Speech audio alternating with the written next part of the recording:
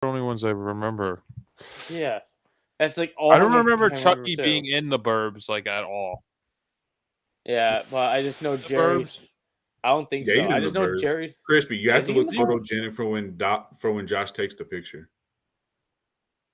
And I forgot to do it last time. I guess we're live now, so um 3, 2, Hi, 1. everybody.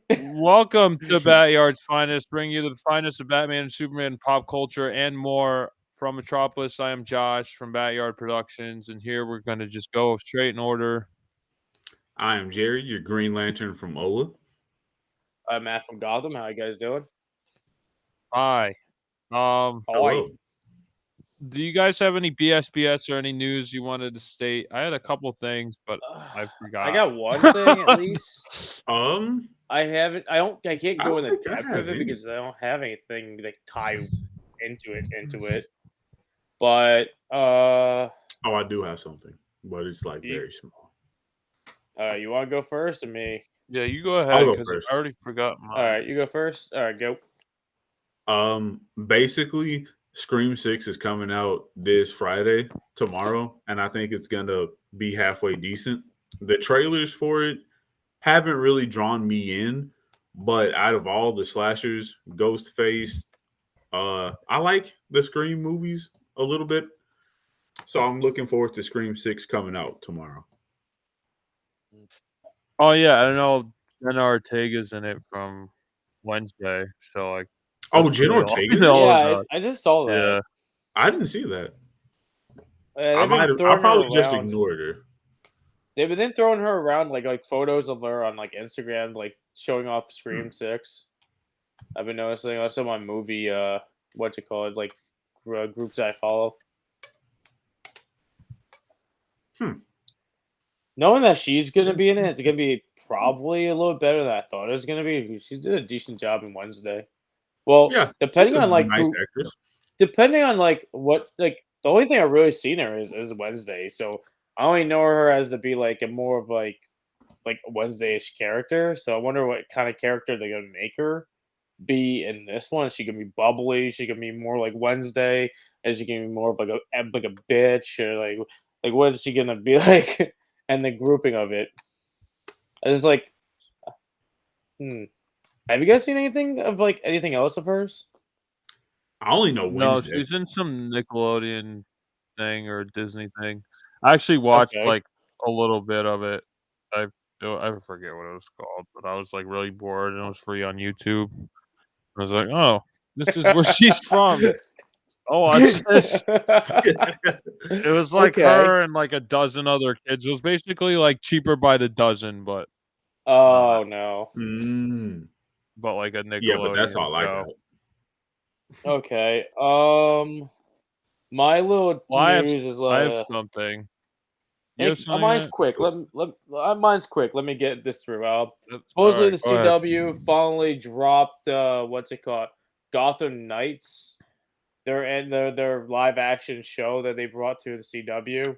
Even though the Oh. CW Arrowverse is kind of dead and What the nobody's hell doing is anything, that? they still it's What even basically is bat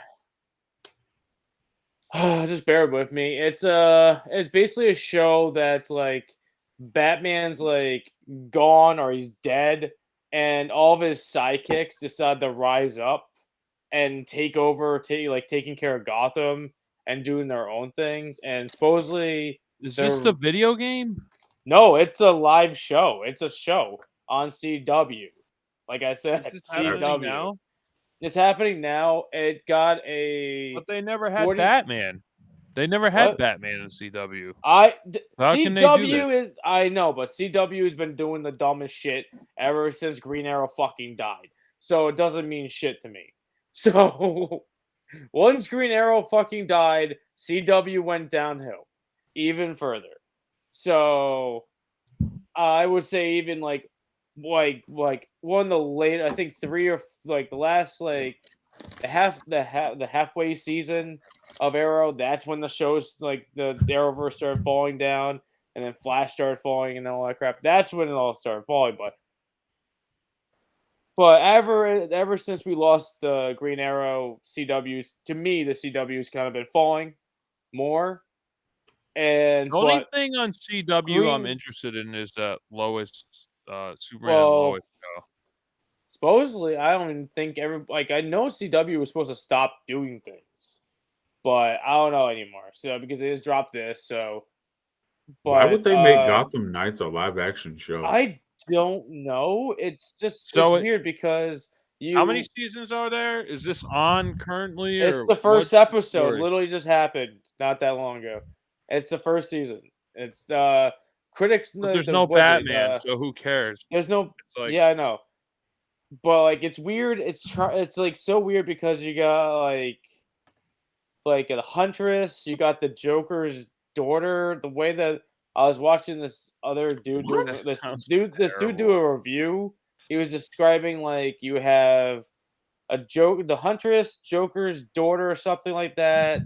Some kind of Robin and some other chick and not like two at least two Robins, and one's not a Dick Grayson. Man, you're It's just so making this weird. up. This sounds like you're just No, making no, shit up. What in the? no. It's a This legit sounds fucking like show. the fucking It's a Titans. legitimate show. The show Titans they were plugging on DC's I don't know if I can streaming fucking service. share anymore because It sounds like that video game. What is it called? It's called the same thing, Gotham Gotham Knights. Knights. Oh shit! I guess it is real. I told you it's a real fucking thing. Listen to me. Damn Why are you just making it. shit up? No. Every time I just click on it, just the video game. No, you have to type in CW.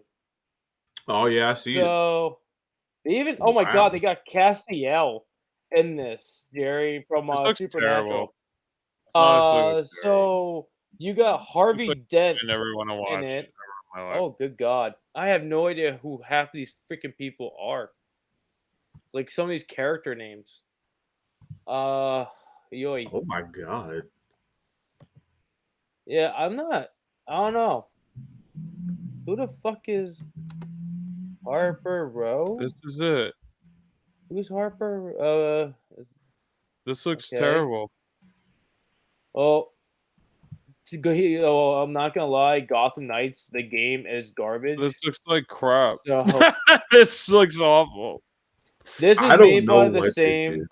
This I show don't is know made what by this show is actually made by the same people that wrote and like made Batwoman So on it's the gonna be terrible. CW.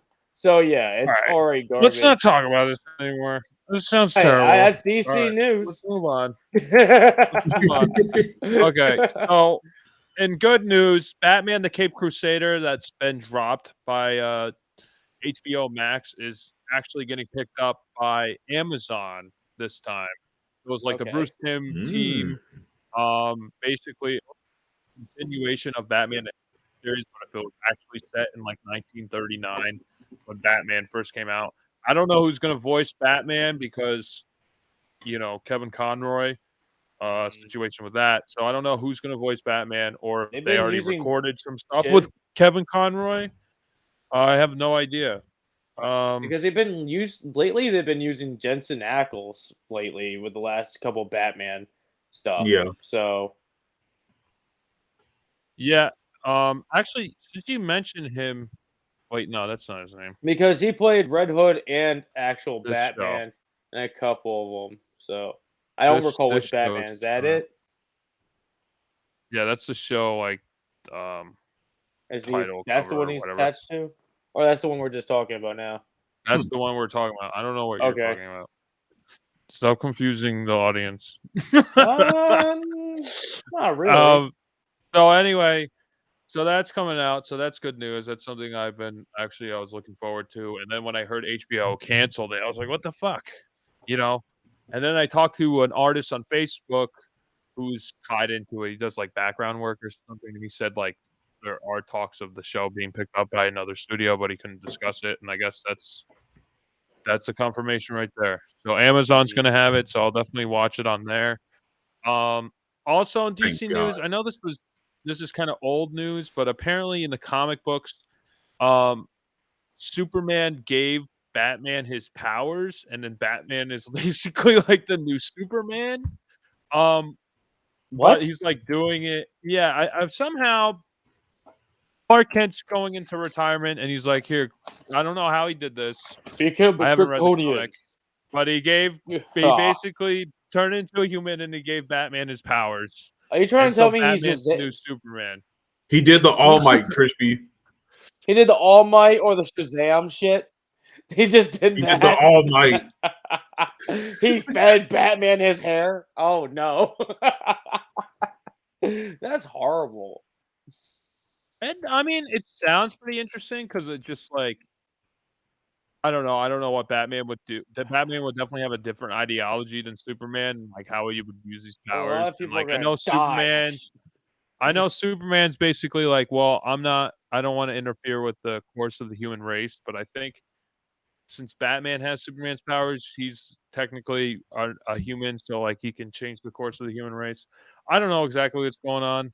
I haven't read the comic book, but that's probably like Okay. a month old news. So I thought we at least should mention it. Oh, okay. Can you show it? Can Uh, you screen share it? I'm Matt? 'Cause I trying can't Hang on, to I'll be bring right up the back. article. It's like I'm gonna see because I've been having difficulty doing the screen sharing. just So do let's it. see. Hey, Latrey. Use here. Do-do-do. There's nothing there. Showing No, I'm nothing. trying. I'm trying to do this thing right now. All right, you Okay, see here it we yet? go. Showing. Yeah, it's gonna come up. Yeah, DC just gave Batman the powers of major Justice Leaguer. So yeah, that's it, I guess. There's like I know there's like a picture of Batman like flying in the sky, like looking like that's it. Yeah, where's Batman? Like that's the image I saw where he has his This is powers and he weird. I It's think like the it's concept kind of weird and interesting. I could see it being interesting. an interesting concept. It's just like it's just I need to know the logistics of how it happened. Did it happen in Fortress of Um, Solitude? Did you transfer over that way? it's okay. Wait, what the? So Batman Fortress is Batman Fortress. Superman's Kryptonian ancestors from the House of L were actually conquerors and had to take countless worlds by brute force. Krypton was destroyed. Blah blah blah. Etc. Etc. Etc. Superman grew up on the. Okay. I thought it was required to be. Batman's life to change forever. So someone else Um, trade off. this new at the end was issue reveals that Superman is not the only has powers removed by giving them to Batman and offering to provide the Dark Knight the guidance should he ever need it. Last shot of the issue where Superman is wearing the Superman inspired bat suit and floating in space. They really don't look unless I sped up with it. You did kinda speed Uh, through it, and then you're, like, half reading it, so when this becomes, like, an audio version, no one's gonna know what the fuck you're eh, saying, so I know, but I'm just like it's more you for know? me So, anyway. So I'm just like, I'm sorry if you're listening to this and you heard Matt's mumbling and couldn't decipher it, but Past I'm us unfortunately sorry. apologize for a future problem. what's that? Oh, for future, yes. For not now. Alright, Matt, I'm gonna hide this now. No, You had your chance. no, I'm just no, I'll I'm be just like right if you back. want to I gotta go go ahead, look. but what's it called? He left The visiting twice. analyst. It looks like it's just. Oh, we got an ad. It's just weird. Like it just says They it probably just want you strips to his buy the comic powers book to away, know, so you like, have to how it buy it. exactly Yeah. happened. So, we He learned spit nothing on from Batman's that. face and did the Simba. I'm assuming that yeah. I'm assuming that What the fuck? somehow that he transferred his powers to Batman's in the Fortress of Solitude. That would, like, be the only That makes the most that sense. working. So, if I was a Superman writer, that's how I would do it. So, you guys, if DC, if you need more Superman writers, definitely hire Oh, us. hire We can give hire all you of us. 30 years of content. Yeah, just hire. Actually, yeah, hire me for Superman. Hire Matt for Bane or something, and hire Jerry for Green Lantern, and then You'll have a do it. fresh market of good ideas without rebooting Yeah. the universe every 15 years. Oh, Right. good God. Yeah, we're gonna help you. We'll James Gunn it. Anyway, Oh my God. James Gunn. Really? Oh God.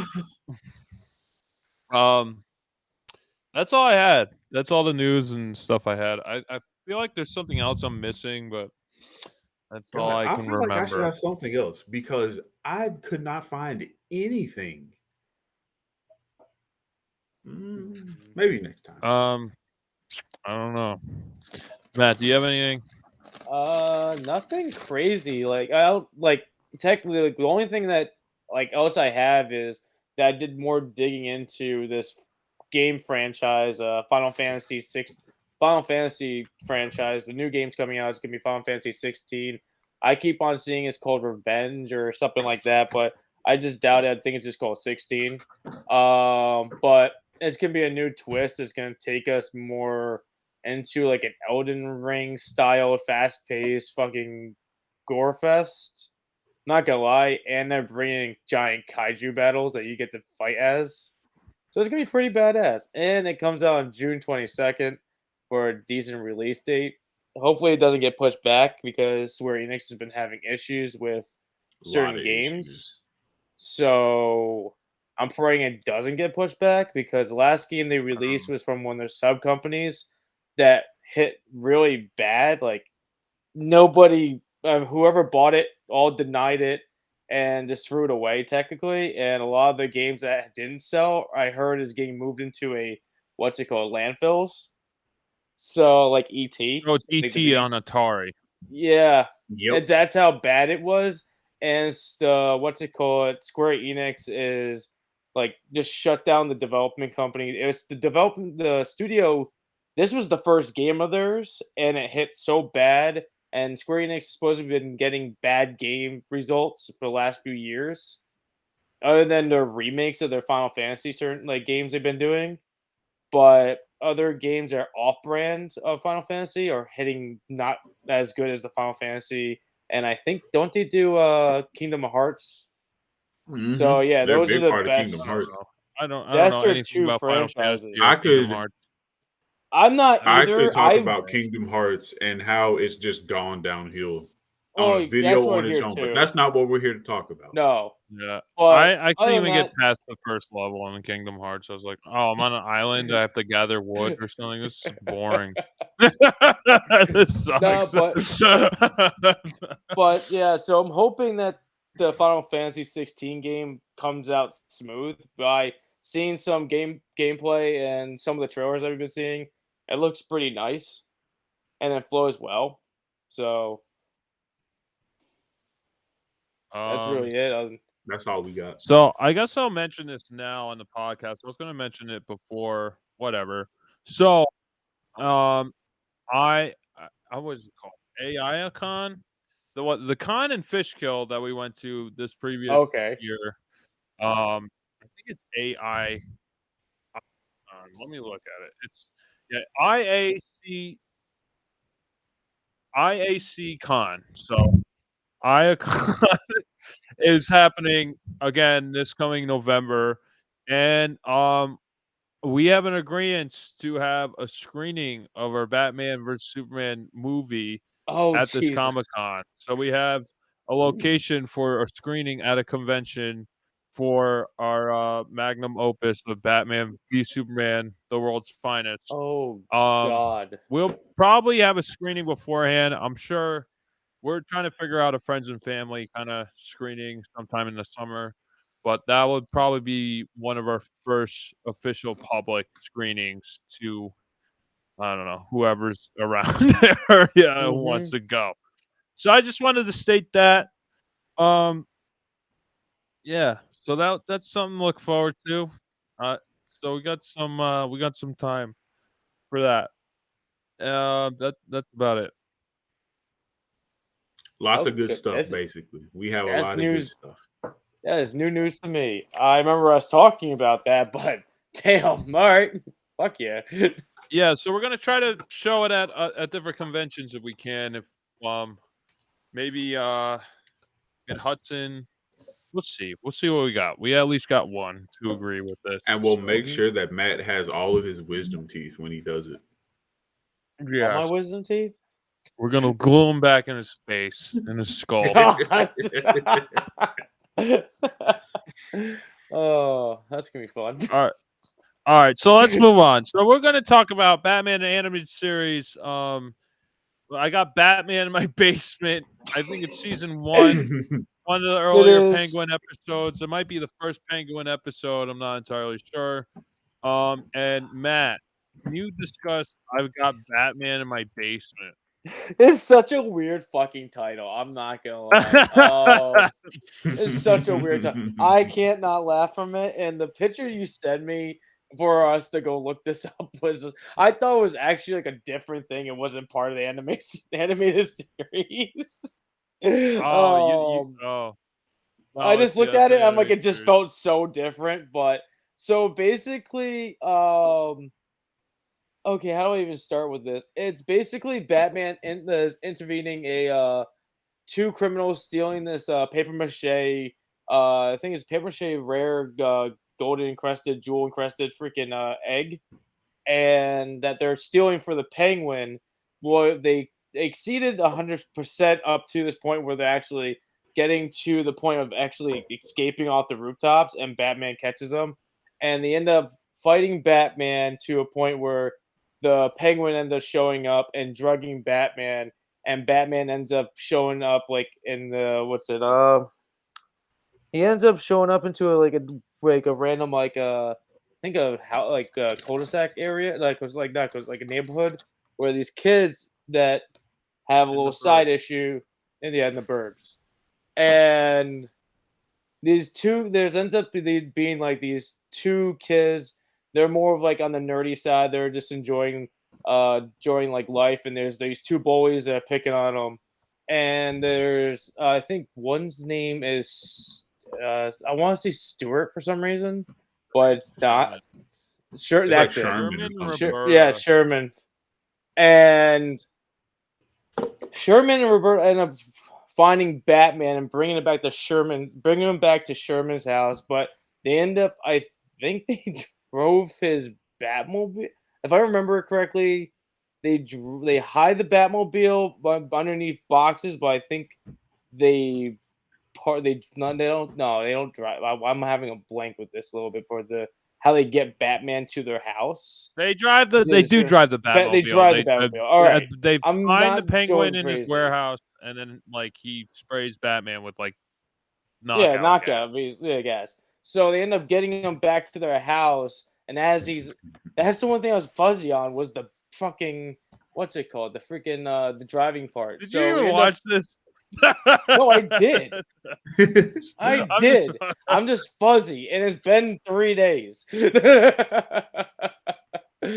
so So yeah, they end up having him at the house, and they end up doing a homo, and the bullies show up and everything, and they end up showing that Batman's downstairs in the basement, and the criminals and the Penguin end up going to the freaking house of Sherman's house, and nothing hit, and then freaking what's it called? They end up doing a Home Alone style to stop the criminals. Yeah, it is Meanwhile, Home Alone. Batman's own That was the like best part. basically Batman's all drugged up and he says, "Get me I need the capsules." Ends up being like antidote capsules inside the Batmobile, and Sherman ends up getting the stuff to wake him up, and Batman ends up waking up about last minute of the like basically episode to save the day and arrest everybody that's there. And Sherman's Oh, mom is fucking pissed, her knowing house this is all happened in the fucking destroyed. house.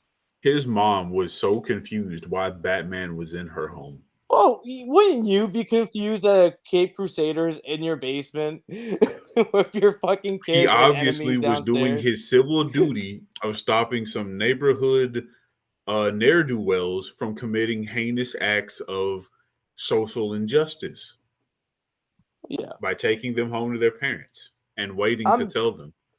I'm not gonna lie. I kind of like the what's it called the two was it cat burglars in the beginning because they're doing some decent like smart things by cutting small holes in the window and using an extractor to get the egg out of the freaking building and everything, and just trying to like not be like over obvious that they're trying to steal this like egg, and it's like a neat thing. And then they just get caught on the fucking rooftops. That's like the shitty part that they almost did it and they just get screwed in like the getaway spot, like getting like basically getting That like was out of my there. favorite part too, because the henchmen are always generally useless.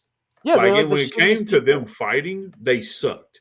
But Yes. like the heist and the careful, extraction of the little bedazzled egg, they were pros. Mm-hmm. The Yeah, they design for the actually got it.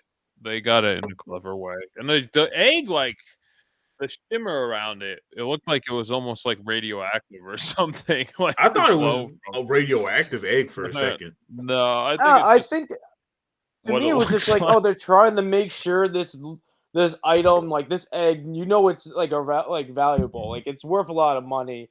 And I wasn't thinking it wasn't like radioactive. I wouldn't assume they would keep a radioactive thing in a freaking No, it's not. It's just like how it yeah. radiates its glow. It was like kind of interesting. It's all powerful. Ooh, Yeah. this talisman you Um. get to use to become a Yeah. chocobo. So they Sherman and Roberta fall this vulture from South America that the Penguin owned. Uh, Oh basically, god, I they're forgot like, the "What vulture. what's this vulture? Oh, it's weird. It's in Gotham City. Let's go follow it." And then that's how they end up in the warehouse where the Penguin's hiding out with this, egg, I don't know, ruby or whatever it is. This He egg has an jewel. excellent plan. Yeah.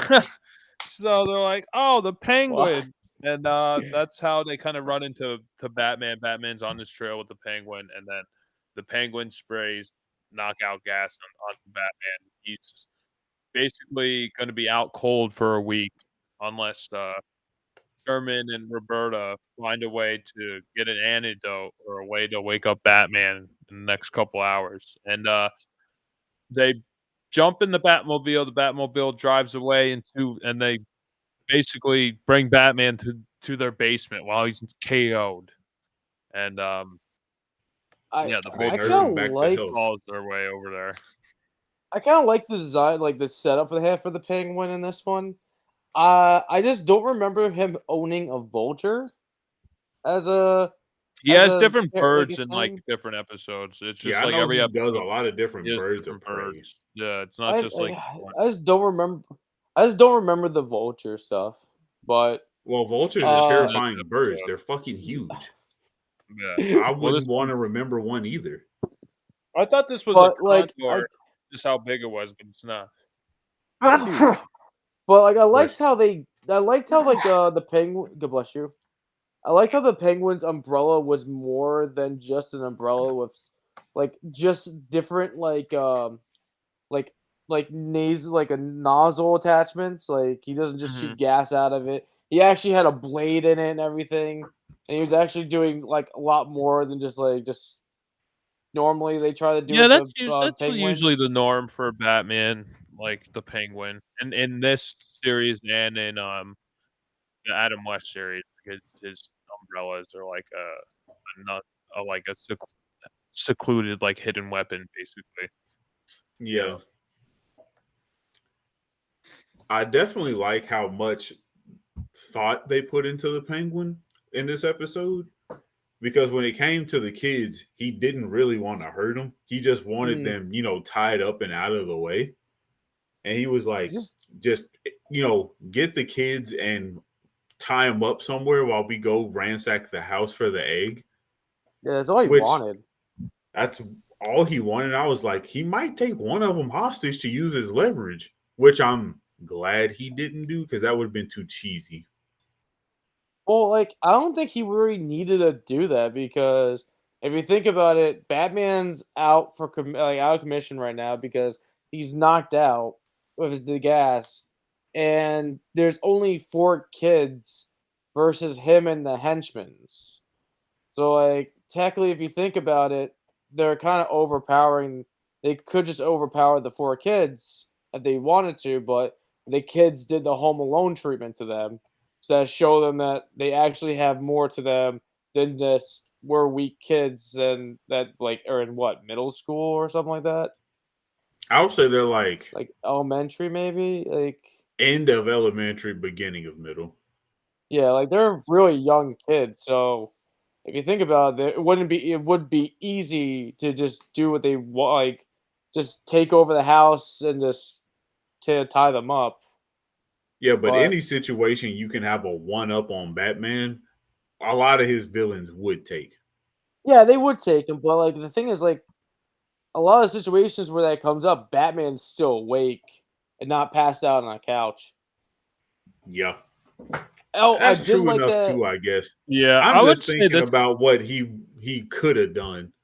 Mhm. Yeah, I think I this. like how like Wait, go yep. ahead.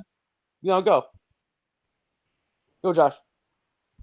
I was just gonna say, I think this episode's pretty mediocre compared to like other Batman animated series episodes. Like this one's just kind of average. It's better than I remembered it watching this time around. I was like, oh, okay. Oh, It has its definitely. charms. It's kind of cute. Like I actually liked Roberta more than Sherman. I thought Sherman was like a little more annoying. I I thought he kind was of a like little douche. Roberta's that. Yeah, I like the Roberta's like little attitude she had. She's like, oh, like we're not allowed to go in here. And then she was like, oh, men, what, like saying that as like a 12-year-old girl. I thought that was kind of like, I don't know. I thought it was kind of a neat little tie. Um, and Okay. I don't know. It ends up turning into like a Home Alone debacle when the Penguin and the goons come in to Sherman's place. And like they have like the staircase rigged with some explosive, and then the 2 goons like blow up across the room, and then half the place is trashed, and that's when the mom comes in, like, pissed Mhm. off. Um, it's nice to see that Batman does kinda get back up in the end and does, like, take care of business, Hmm. because, like, throughout most of the episode, he's pretty useless, but it's not like it didn't seem like, it was, like, his fault, like, Batman's fault. Like, it was like, "Oh, okay, this is what happened due to circumstance." Like, it wasn't like they made Batman stupid and then, like, No. he fell into this trap.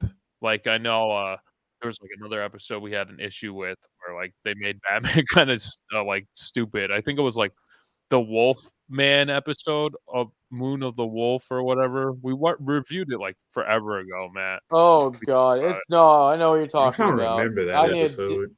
I'm Yeah. trying to dig back in my brain on it. It's been so long. The only reason why I mentioned that is because, like, I just recently listened to our episode, and I guess we had issues with it. So it's like I'm going through like what we said, but I don't really remember the episode too well. Um, yeah, this one's probably like a run of the mill episode. It's like it's okay, but it's not the greatest.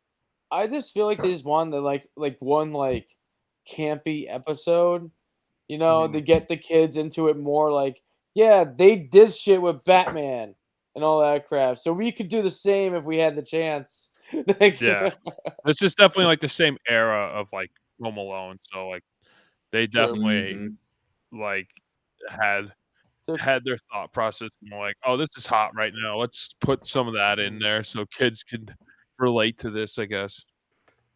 I I want to kind of. know where those kids got the training to be so proficient with Batman's gadgets to just know what each one of them was.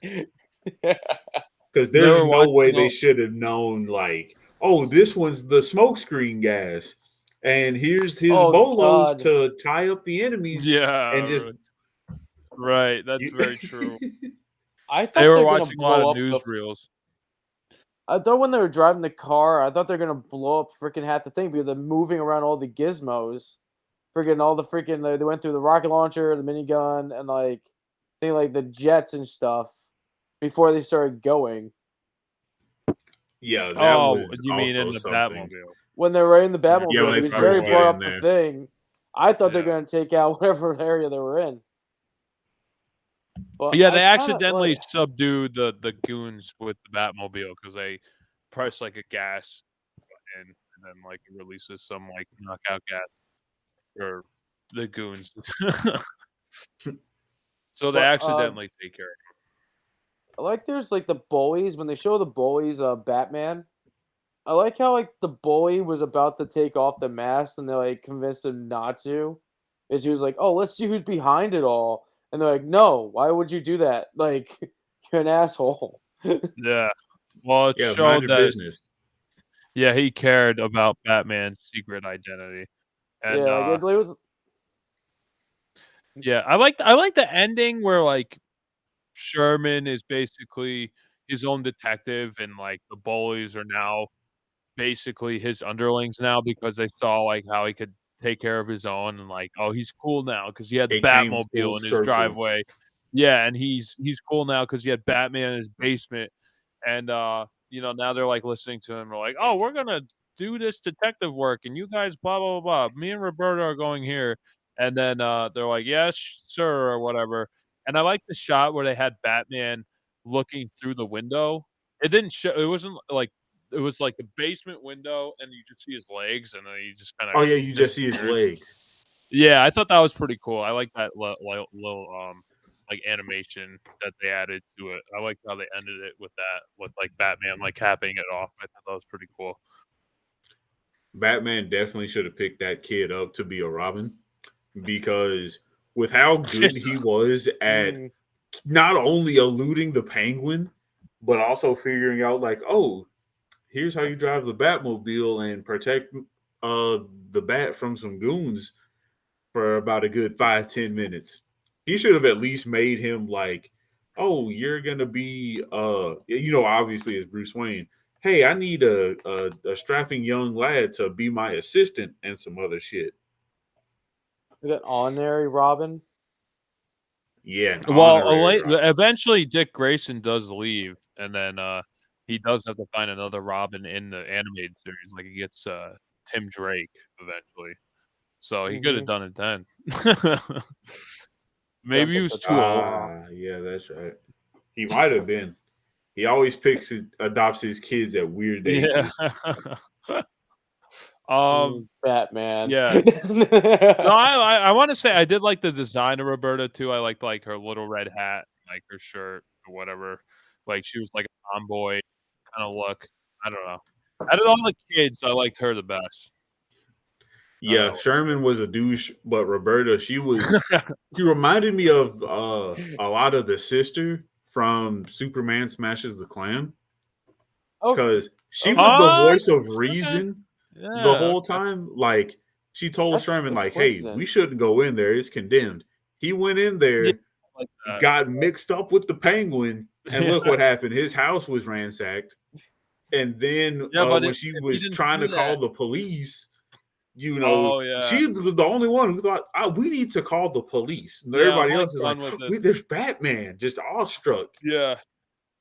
I think he was trying to protect his identity at that point because the police showed up, they asked him. But Mm. yeah, it was definitely the right call for like everything she said. The right thing to do. If the Penguin shows up at your house, kids, definitely call the cops. Okay, please do that. 911. Tell them Yeah, that there is a stranger trying to abduct you, and they'll be there in yeah. 5 flat.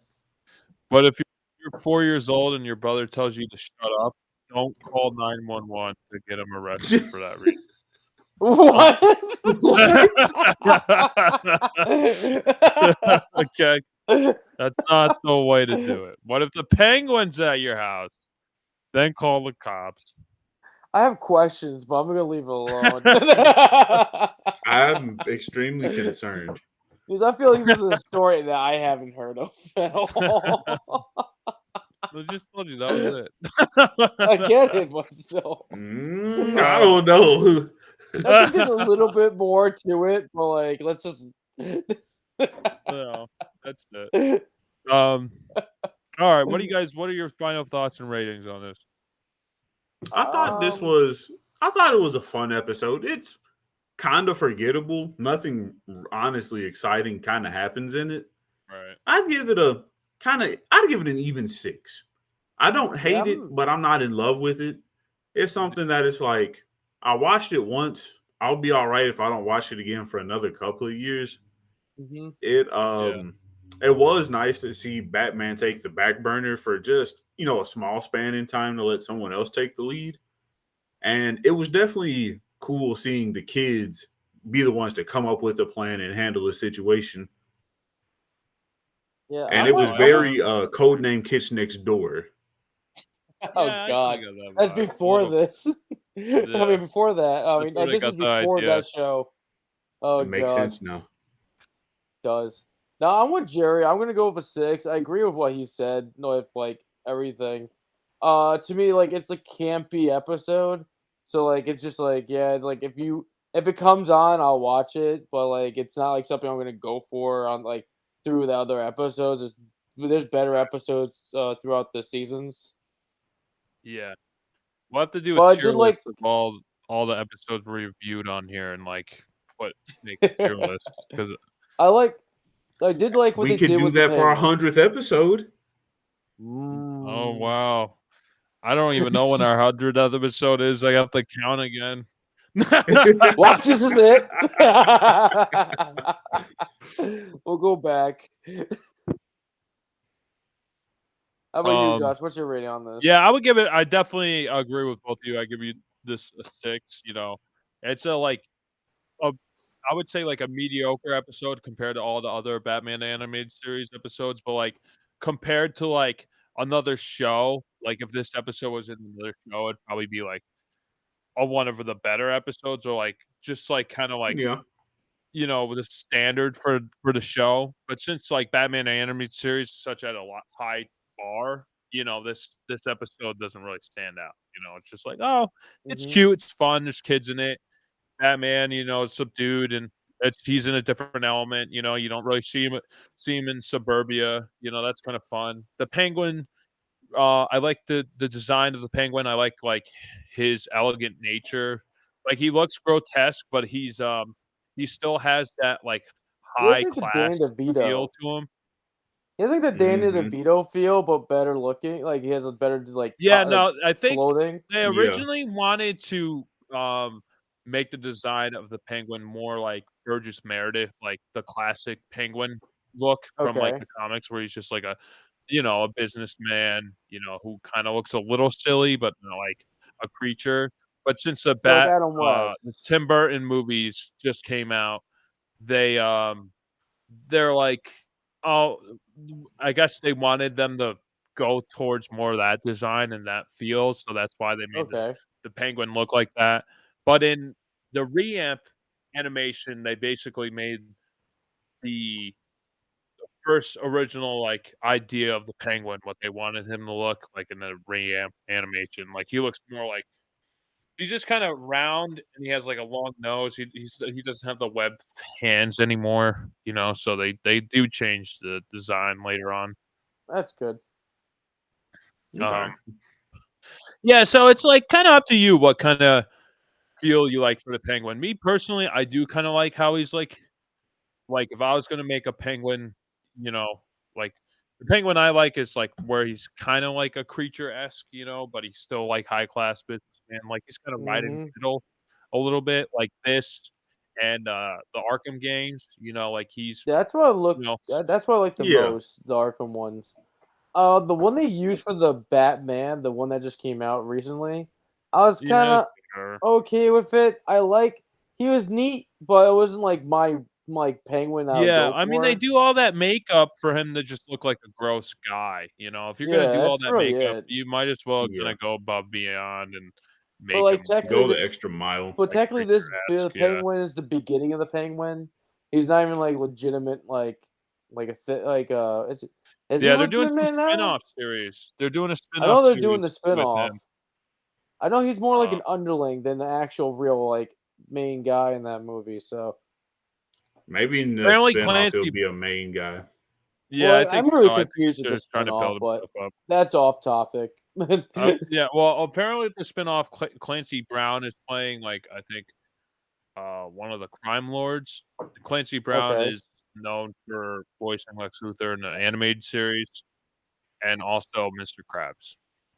I think he's playing Malone or what's the two crime lords in Batman? There's Carmine Falcone and then there's the other one. He's playing the other one. I think it's like Okay. Maroney or something. Carmine. Yeah, No, they Maroney. killed. They Yes, killed no. off Carmine Maroney. I Yes. thought. No, they killed the. In the movie? I thought they killed him off in the movie. I don't know. I He's can't playing some remember. crime lord. I'm trying. It's been. I'm trying to It's remember. been. It's been a I while. only seen the Batman that one time, and we reviewed it. And then. that's it. That's it. Yeah, 3 hours not is like- too yeah. fucking long. I like the movie, was- but it's it not was really a good. movie I really want to go back to. You know, it's not like I saw I'm it itching to see twice. the movie again. I You saw seen it twice, and I just didn't need to get. I need to see it again right Seen it now. way more than I did. Seen it double Well, the amount second than one, I I have. think the second time, I think I did fall asleep because I just knew it was just slow. Like in the beginning, like in the Yeah. one pocket spot they have. So took a quick nap. There's parts of it I like, and then there's other parts I don't. Yeah. I liked it more than I Anywho. like it, but it's not like a movie I'm itching to go back to. You know, I'll probably watch it again at some point. Anyway, I got Batman in my basement. So we're gonna move on to the Burbs, 1989, directed by Joe Dante, also known for directing. Also known for directing Gremlins and Gremlins 2, which we reviewed the second Gremlins on this podcast before. Mhm. Also, known for Small Soldiers, which is like more our generation, The Howling, so on and so forth. So, The Burbs is starring Tom Hanks, Bruce Dern, Carrie Fisher, Corey Feldman, Rick Ducommun, and a whole bunch of other colorful people. So Jerry, do you want to take over the synopsis for The Burbs? I would love to. I was hoping you'd give me this one. I was hoping to get it. No, you got the basement one I that know. you barely remembered. Thank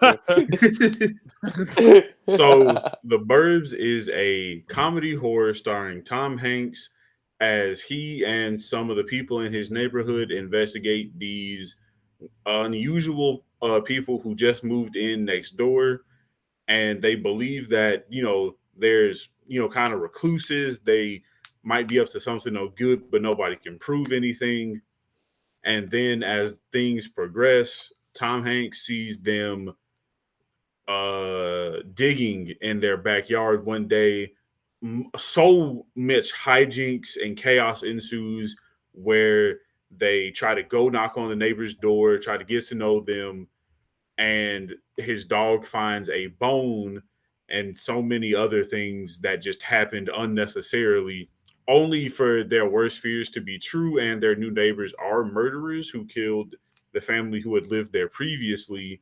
And so they come up with an elaborate plan to prove to the police that these guys are kidnappers, murderers, and torturers, and only for their plot to be exposed to the police after Tom Hanks and I can't remember the other guy blow up their house after finding a furnace that goes up to 5,000 degrees. And Tom Hanks walks back to his car with his loving wife and is like, "Honey, let's go to that log cabin and take a vacation. I'm tired." And that's The Burbs. Art. Art. The dad God. from Scary Movie 1. That's what I remember him from. Yeah, he is in Scary Movie 1. I didn't know He that was. until I was looking at the IMDb, because I only seen Scary Movie 1 one time, and I don't think I ever want to see it again. I think that's enough for Scary Movie 1. I've think seen 2's it the at one least you can 12 rewatch. times. It's so Damn. I love it how awful it is. I can't watch it. It's so bad. to me. I can watch But 2 it's- on repeat, but I can't watch the first one like that much. Yeah. I don't We want to should watch watch Scary Movie 5. No. Hell no! I'm done after 3. I saw he's 4, also but- Rick Ducommun is also in Groundhog Day, and he's in Spaceballs. He's like one of the Yes. guards in Spaceballs. Isn't he in Um, Gremlins 2, actually? Was he the one? oh yeah, he's in Gremlins too. Yeah, he's the security guard, which makes sense Yeah, because because of I was Oh, Joe Dante tie-in with Gremlins 2, and that's a couple years after this movie. I'm trying to think Yeah. of guard.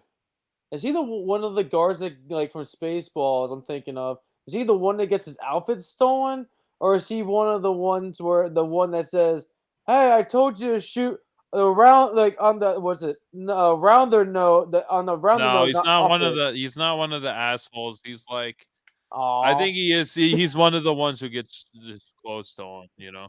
He okay. beat the shit out of us too. I think that's him. yeah. It's been a while since I watched Spaceballs. Yeah, but we're Okay, talking I about need The to re-up Burbs, it. which this is I a movie know. I've seen many times, and I definitely like watched this throughout I my love childhood. this movie. I know it's supposed to be a scary movie, but all the really bad horror effects and sounds they used, I was just cracking up. I'm watching this in tears because of how hard I'm laughing. Because every time I watch a movie with Tom Hanks, it makes me appreciate him more and more because of how eccentric he gets when you Oh, can yeah. tell he's frustrated on set. When Yes. he's yelling, all I hear is Woody, you know, when he's, like, really, like, high up Yes. there, like, "Oh, god You're damn a it!" You know, it's toy! just like You're yeah, a that's, toy! like, completely Woody. And I God. think you know, it's such a great movie. I love one of my favorite shots of the whole movie is the beginning, is the opening scene where they have the universal globe, and then they zoom in on the globe, and it's like a part of the movie, and then it zooms in exactly, like, where they are, in the neighborhood, and it's an overhead shot, and then it goes to the neighborhood, and it's like one fluid shot. I think that's a very creative way to incorporate the logo into the movie, and it makes sense, you know? All Mhm. stories are told on planet Earth, well, most of them anyway, that are Yep. showcased in films. So, like, why not use the Universal logo? And I think that's such a clever way to, like, incorporate that in a movie, and it's like, it really grabs my attention at least. Like, I think it's like I was like, "Wow, that's an awesome idea." I'm surprised not more movies have utilized the logo like that. I don't know if they can now because now they'll always be compared to Burbs. They're like, "Oh, well, the Burbs did it already. Can you The do that?" Burbs did You know? it. Yeah. It'll be Like like the South Park Simpsons did it. episode. Simpson did it. Yeah. Yeah. Watch what they This did. And, movie was so funny at every chance it had. Because when Carrie Fisher is trying to tell Tom Hanks, why don't you go out and do something? Because she can tell he's going crazy. Tom Hanks reminded me of your dad. Just sitting around retired, just going crazy with nothing to do. He's like, I gotta get back to work. Oh, He just starts God. spazzing. No, jeez, no. Yeah, no. Tom, well, the way like Tom Hanks was going, it kind of does remind me of my dad when he wants to do his like relaxing, but he always tries to tinker with something else. Like he always finds his way of doing something else, but it's supposed to be a relaxing day. I love the all little character moments that they have in this movie, like, with Art and, Bruce Dern's character. They're, like, Yes. trying to ask Carol, which is, Carrie Fisher, for Oh, permission to, like, yes. get, Ray Yes. Peterson to come Can Ray out and come out and play, play? and yeah, and Yeah. they're acting like Yes. 10-year-old children. They're like and then, Carrie Fisher's like, "He can't come out until he resembles the man I married," and then Art says, "Carol, we don't have that kind of time." Like, I love that line. I say that all the time about anything. I'm like, "We don't have that kind of time." Like, what I don't know, just, like, anything. I say You that, do like, do throughout that. my life. You do that. It's You so do. every moment of this movie is like watching just grown men go back to their childhood, Yeah. especially when the guy who was that his daughter or like niece or something? Who? What? Oh, The old dude. the dentist character. Yeah. The Was that Oh, his fucking oh, next oh. door. wife or was that his like No, his that's his daughter or wife. something? That's his wife. That's his That's his wife. wife. Yeah. So Yeah. Rumsfield, Like Rumsfield and yeah, Bonnie Rumsfield. Rumsfield. When they're outside and then the horny teenager next door is like, looking good today, Mrs. Rumsfield. You know, you're gonna get a nice tan, and he's just blatantly ignoring this kid. Like, I know those creepy fuckers are in that house doing something. Just disregarding this kid hitting on his exactly, like basically hitting on his wife. Well, then he's like, well, he does say like that kid's a meatball, you know, like after the fact. He does like say like that kid's an idiot. Another part, like another funny part that I liked with that character is when they have when the one guy's up in the like telephone pole and he's supposed to cut the wire and he's just like, wow, he's brave. He's like, why do you not go up there? He's like, see how high it is? That's high. Really high. They're like kids. When somebody says they'll do a dare, and it's like, hey, that's dangerous. Yeah. Why don't you go up there? You see how crazy that is? Yeah, and the whole neighborhood is shot in a universal backlot. So like they film the monsters there, leave it to Beaver, and then I think in recent time eventually turn into like the Real Housewives, which is a terrible way for that neighborhood to go. But anyway, besides that fact, it definitely has that like Hollywood like kind of fake neighborhood feel to it, like it's almost too perfect, just like from like looking at everything. That's what but they kind of want to give you.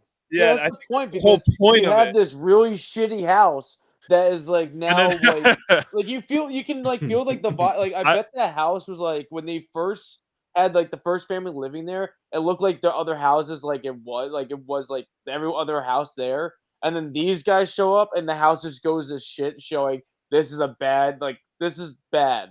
There's something wrong with this area. Like it's a disease that you should try to get rid of. And that's what I think they were trying to get at with the points where the house is falling apart. And they're like, when did all this happen? We don't remember moving vans. We don't remember this. I really want to know how the fuck they got that furnace down in the basement, though. That fucking makeshift turbo. They probably brought parts in and then build it down there. It's just like so they just makeshift, brought a part in their trunk of their car one day at a time. God. With their human cremation furnace. Yeah, it's just what the fuck. Go ahead. Go ahead. No, I was gonna go off topic, but if you got something with this, just keep going. Well, I was gonna say another character moment that I enjoyed was with Art and Ray Peterson when they're just like in the garage and like Ray's like showing off his new tool set to his neighbor. He's like, "Oh, I got new tools. Look." He's like, "Oh yeah, you gonna build something with that?" He's like, maybe." Like basically, like just like the mundane like conversations that neighbors would have. You know, it just like felt so authentic. Like, yeah, I got this new tool set. I'm probably not gonna use it, but like it's cool, right? You know. And then like in the middle of that conversation, Art's not even paying attention. He's looking at the house, and then one of the Huns comes out of the cave, and then they're like daring each other to ring the doorbell, and then everyone is watching. Everyone's looking from the outside, like they're looking at Ray Peterson and Art, and they're like, you know, they're basically making a big scene. And this is a cul-de-sac neighborhood, so it's enclosed. Like everyone knows everyone's business and everything. And playing ding I understand how cul-de-sacs work. Yeah, exactly. And eventually, Art's like, "You look like a coward in front of your son, and then he's like, "You know what? You go do it." And then they both dare each other to ring the doorbell. They go up, and then it's like this. I love this scene where they're zooming in on everyone's faces, and it's this intense moment with the music. I think it's Arrow. I'm probably the how do Ironi. I forget how to say his name, but anyway, he's the famous composer from all those spaghetti westerns, and they use like one of his tracks from like a previous like spaghetti western film, and it's like that intense music, and all the faces are getting zoomed in on, and they even use Queenie. They even have the dog and zoom in on his face, you know, and with this like crazy music, and it's just such an intense moment for such a silly thing to ring a doorbell. God. Is that the point where they get attacked by the bees, right? Like Ray afterwards? Yeah, that's the point they get the bees. Yep. I love how there's like everything went wrong. They went through the floorboard of the porch, and then when they ring the doorbell, the bees come out and they get attacked. and they run. They had to get sprayed down with the hose. I've One scene, Go ahead, the Drake. scene that I love the most is when they go actually get in the house and everyone is just awkward and uncomfortable. And Oh, they're just trying to, make conversation with these people.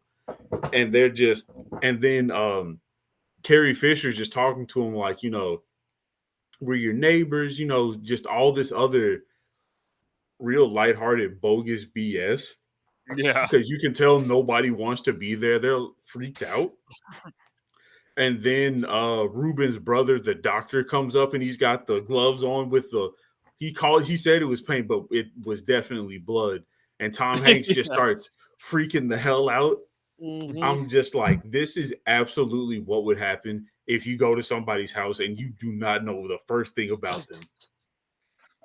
Yeah, it's just super awkward, and then Yeah, they're giving each other they pass out the sardines, and like Hans, yeah, Yeah, the sardines and brings out the pretzels. sardines, pretzel. and it's I just like wonder it if he just makes really. sardines so gross, like the sound effect that when Tom Ugh. Hanks I takes that wonder if bite.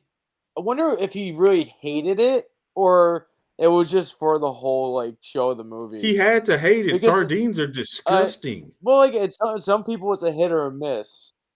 Like I tried what's it Well, I called, mean, for white the sard. scene and for the intense purposes Yeah, of our discussion, he doesn't like it. I don't he know how doesn't like Tom no. Hanks feels about sardines. No, I I was don't know. We'll have wondering to if ask if him. that was no, I We'll was have wondering to if I call. was kind of It wondering was if with so the bad. face he was making, like if he actually did hate it during at that scene, like I said, it's a hit or miss at sardines with I people. don't know, So man.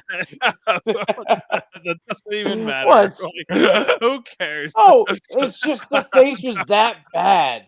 It was just I don't horrible. know, but ever since that scene, I seen that it just made I never even had a sardine in my life, but it just made it the most grotesque, It's food just item. awful. Mm. Sardines are so gross Yeah. and I had oily. Looks gross. Sounds gross. I had this one that was I think it was the white sardine or something like that. It wasn't that bad. That was back in Not that Bosie's days. bad. It wasn't horrible. Sardines Matt, are so. I'm done talking I don't. about It sardines. was yeah, it. Matt. I'm Next done time you're on the too. podcast, you should have sardines and pretzels No, I'm and just good. eat them. Okay, then they're bad.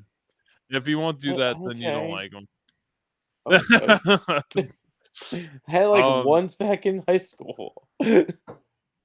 I wanted to speak about the score too a little bit. Like Jerry Goldsmith did the score for the Burbs, and I do own the vinyl of the original score. I wish I had it with me right now. I'd show you, but it's like this 2 booklet thing, and it has all this artwork.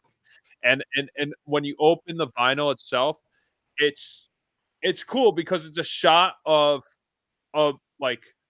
from the The neighborhood? perspective of the Klopeks, inside their house, and it's looking out the Oh. window, and you see Hmm. Ray Peterson and everyone looking in, and there's the skull of one of the naps, and Walter's toupee on the skull, and you're looking out the Oh house, and god. it's cool to get that other perspective. I wish I could show you guys right now because it's such a cool little item, and there's a note from Joe Dante, basically talking about the music. And I think the score is really, really great. I love the beginning, just the score that's when you're going in, zooming in on the Earth, on the globe with the Universal logo when you're going in. I think the Jerry Goldsmith score really fits this movie perfectly. There's times where it is playing off the emotions of, what the characters are doing, almost in a cartoony way, but I think that's, the point of it, you know? And, I could listen I listen to this score, when I'm, in that creepy mood, I'm, trying to, get my creative juices flowing, if I'm writing, Oh god. a creepy script or, if I'm, drawing something weird, it really gets my, that feeling kind of flowing, all the creativity that comes out from that, and it's you know, I can't play that score all the time because there's so many creepy vibes to it. That's the point of it.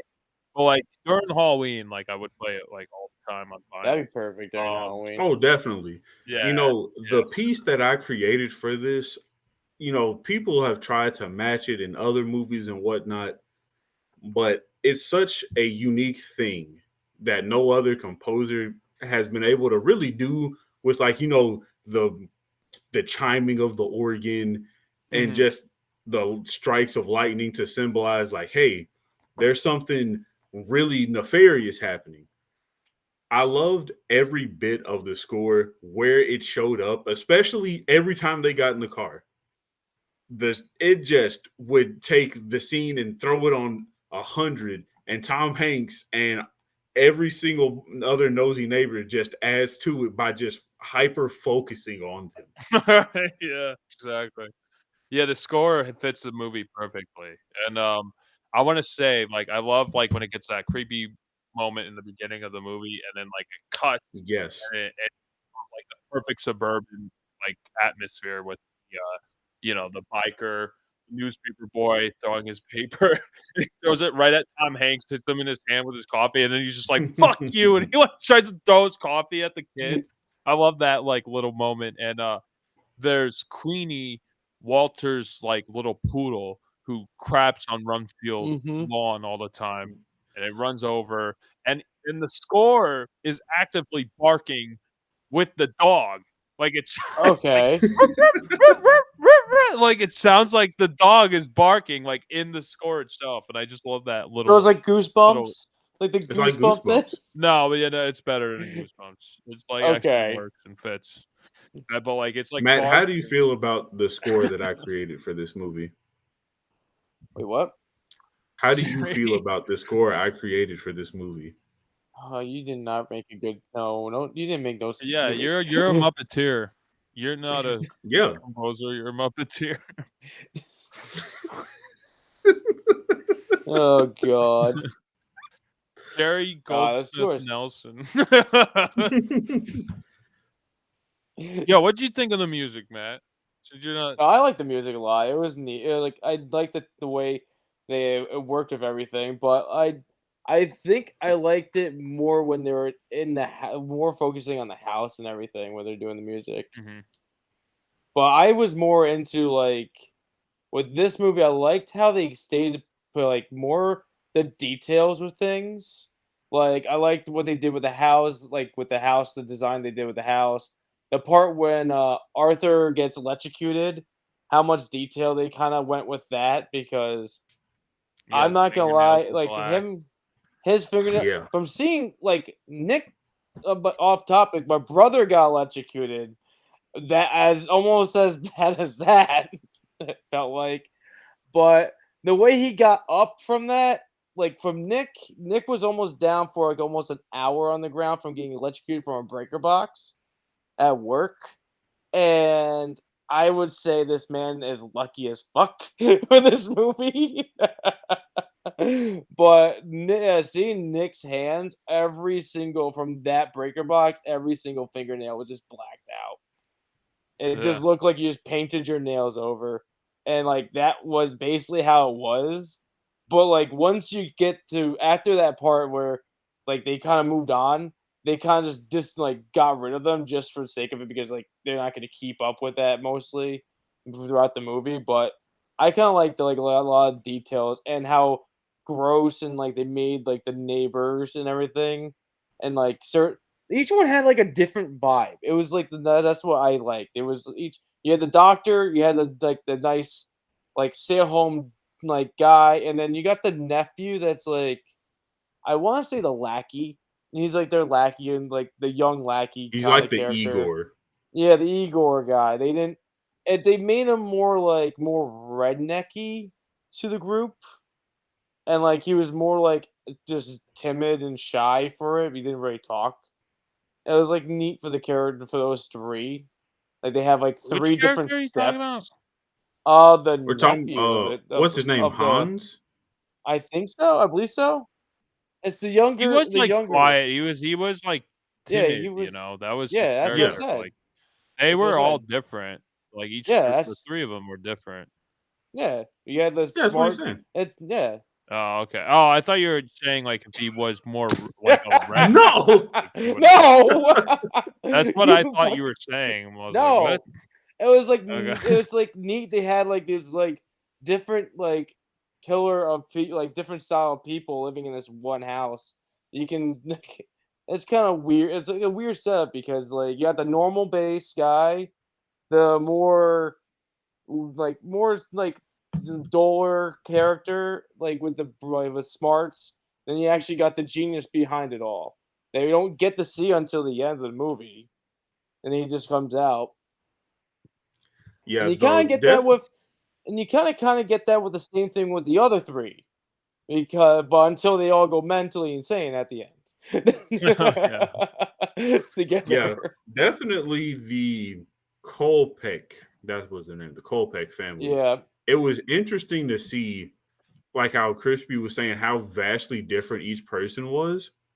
Because at first I thought, well, maybe the young guy might have been, like mute or deaf or something, which is why he would be kind of unusual in his mannerisms because he can't, he's missing a Hmm. sense or something. And then the uncle, he was like, you could tell he was like the real creepy, just always watching from the windows kind of guy. Hmm. And he always was very short and aggressive with his speech and how he addressed people. Yes. Is it And because he then was you have short? the brother. He's very social. He's like, hello, how do you do? He'll shake your hand, greet you, like he's, almost a real high end professor at like Harvard or Yale. Yeah, I kind of want to know more of his backstory a little bit, see where he I came want to know from. what his murdering degree is, first or Yeah. second. There's many. God damn it, Say Jerry. probably all the above. Yeah. Yeah.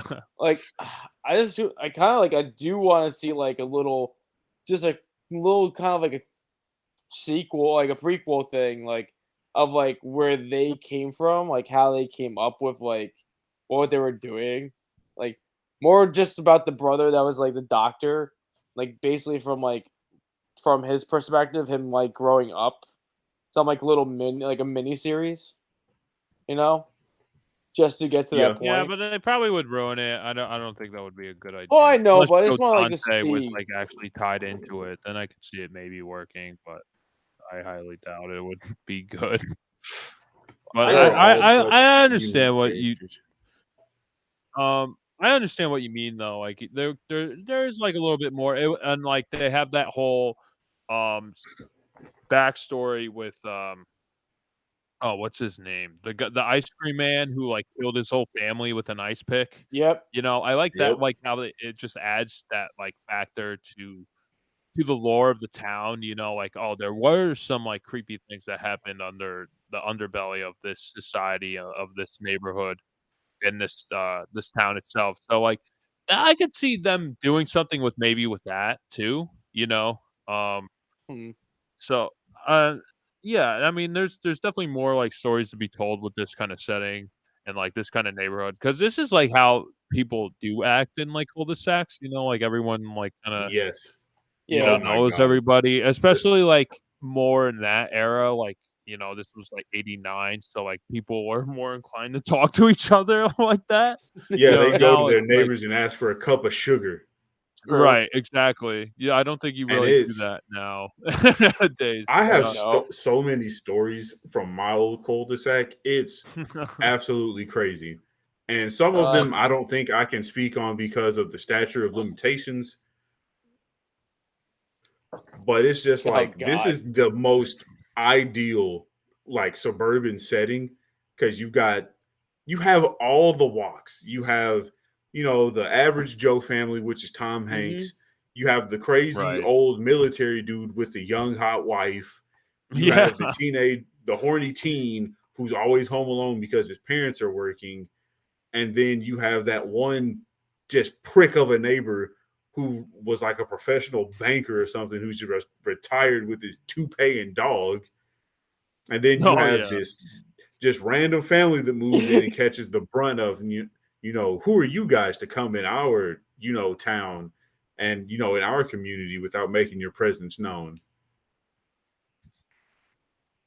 Yeah, so there was like many different endings that they're gonna have for this movie. Really? Apparently, they were playing around with the idea that the Klopeks didn't kill anyone. That it was all just like the neighbors just speculating, and they're going crazy. I But wouldn't blame them. That would worked. I was expecting that when the first time I watched this movie.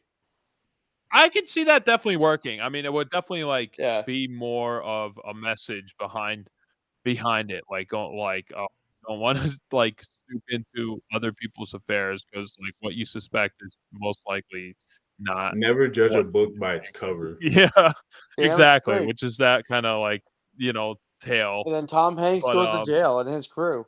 yeah, and I'm like when like Tom Hanks like has his blowout with Art, and he's like screaming after the house gets blow up, and he's like, "We're the monsters! We're the lunatics! We're breaking in people's houses! Damaging Yep. Look their at stuff! me. It Look at sounds me, as Art. it does!" I'm fucked up. I've got an eye. I've got third-degree burns. We're Exactly. crazy. And Art, he's like, these God, people him. are normal. We're the I'm wrong not. ones. yeah. I'm not And gonna Art's lie. like, Him "What, you leaving want that me to house. move?" And then like Tom Hanks tries to murder him again. Yeah. I'll It's so I kill don't. him. it's Ah. so so they were Tom Hanks playing with the leaving that idea. house is great. Not gonna Yeah. lie. When he left the house, he just stumbles down the fucking stairs. I wonder how many Oh, yeah, when he takes they took slides for that down. to do that right. They They had to just do Yeah, that more than one. I yeah, think they because did that that a was just couple Because that was such. times. that perfect slide. Yeah, that was the perfect slide. Yeah, That's what I mean. it is the perfect slide. I And it was heard like the Tom perfect like I read something Western about Tom feel Hanks too. talking about it, like, saying, like, he wouldn't be able to do that nowadays, like, he was more limber back then to, like, basically, like, play around like that, he's lucky he didn't twist an ankle, you know, doing that. Yeah. Courtney Gaines, who plays Hans, I know he was like an advocate for like having the Klopeks be innocent the whole time because he thought, um, if I heard him in an interview basically saying like it takes the audience off the hook at that point because their suspicions to the Klopeks are with Ray Peterson and company, and they think that the murderers, and it like once you see at the end of the movie that they are murderers, then like everything was justified. I know Courtney Gaines was talking about, oh, he kind of wishes that at the end of the movie that they were innocent. I don't know if that would have I played don't know out if I as would have well. liked it as much. Yeah. I think Because I it's think it definitely needed that extra, like it definitely needed something, there definitely needed to be Like someone had to die for no, it like to I don't be know. yeah. that I was like gripping. kind of I don't know. I was kind of feeling the vibes like with the whole them being innocent thing. But like once like I feel like them ending with the doctor trying to kill Tom Hanks, I think that would should have been like more like they were proven innocent, then they tried doing the killing thing. They didn't murder anybody throughout the movie. There was no real murder until the actual ending where the Tom Hanks was about to get killed. I think that's how I felt it should have been more. But when we do discover that they did murder the family of the house and all that junk. But that's like that I kind of felt the right the like it would have been neat if they were innocent throughout the whole fucking movie until that last second where they like basically trying to get rid of him because the house got blown the fuck up. That was like the last straw for them. Like he went insane and Yeah, I enraged guess, but for it. yeah, I guess Yeah. so. But then, like, if that was the case, then Tom Hanks would have just went to jail, and then, like, our heroes would have He been wouldn't have been in it would have Well, been Castaway. no, that. like if I feel like it would have been like flop because it would still get flop because Tom Hanks was gonna get like if they went with that ending, like that kind of style of the movie, and like they were clean the whole time until the house got blown up, and then the doctor tried to kill Tom Hanks in the ambulance. I feel like it would be flipped if it flipped anyway because then it would feel like okay, this guy is a insane murderer. He could have murdered somewhere else. He has the intent to still kill at the end, and they drove him to Mm, that part from the end. I can see that. But I know for me, I wouldn't have liked it as much because when I Yeah. was watching it, I'm on the whole premise, all right, they're innocent, but they just chose to, villainize them, Mhm. to fit their own psychological needs. Okay. And it's definitely what you're saying, Crispy.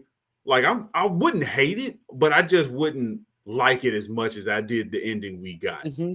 I would I definitely have liked it agree, as yeah. an optional twist. I definitely agree with that. I think, the ending that they gave was the necessary one. I think something needed to happen, and, like, especially when you actually go in their house and, like, like, you know, Tom Hanks, their dog, uh, digs out that femur bone, and then they have that zoom in, Oh like, yeah. where it zooms back and forth, that it's Walter, and they're, like, screaming. I love how cheesy that is, and, like, that's, like, something, like, It's so we dumb. would do, basically, but, I don't know. I think that the definitely like after like that discovery of Oh like there's a God. bone in their backyard and like them grade digging and like there's just too much evidence for them not to be murderers basically at the end of True. the movie. And like with the Yeah. blood in his hand, and like that all those That like was red surgeon paint. paintings that he has is just Mm-hmm. like very disturbing. Like all that stuff. Well, speak about the Ev- Walter guy.